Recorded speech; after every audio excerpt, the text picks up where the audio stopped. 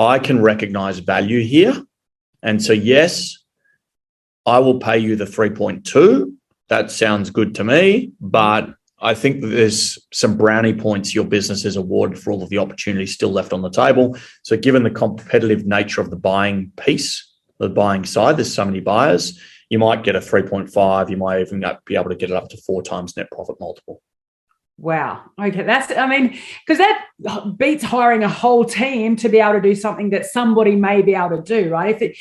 I'm turning over 100 grand a year and I think, okay, to get to the next level, I might have to get a programmer, I might have to get a software engineer, whatever it might be. And it might cost me 300 grand a year to employ those contractors. So yes, correct.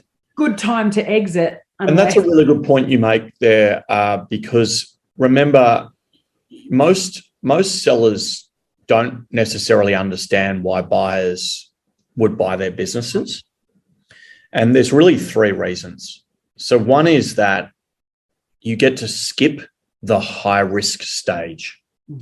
So the time and money investment in the early stage is what sinks most businesses. Yes.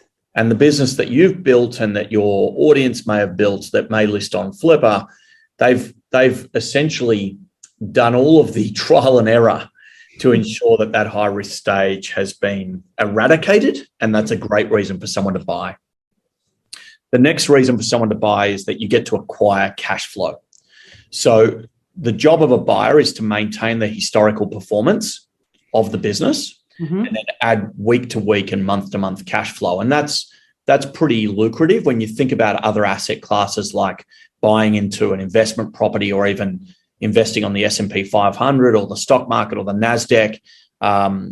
It's hard to get an asset class which is so undervalued right now that gives you that month-to-month cash flow.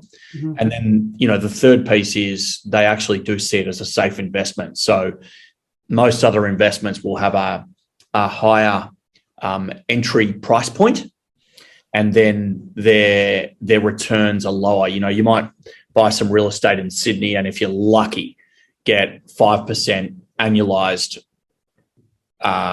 rental on that. Whereas with an online business, if you use the numbers I gave you before, where that business might be acquired for 3.2, you're actually talking about a 30 to 40% annualized return. So it's a safer asset class in many cases. And are you seeing, the average length of businesses being sold, is it around that 5-year sort of life cycle stage? Is it earlier? What are you noticing on Flippa? Yeah, so most buyers will look for an established asset because there's predictability, there's seasonality that they can understand. So 4.5 years is the average age. You do get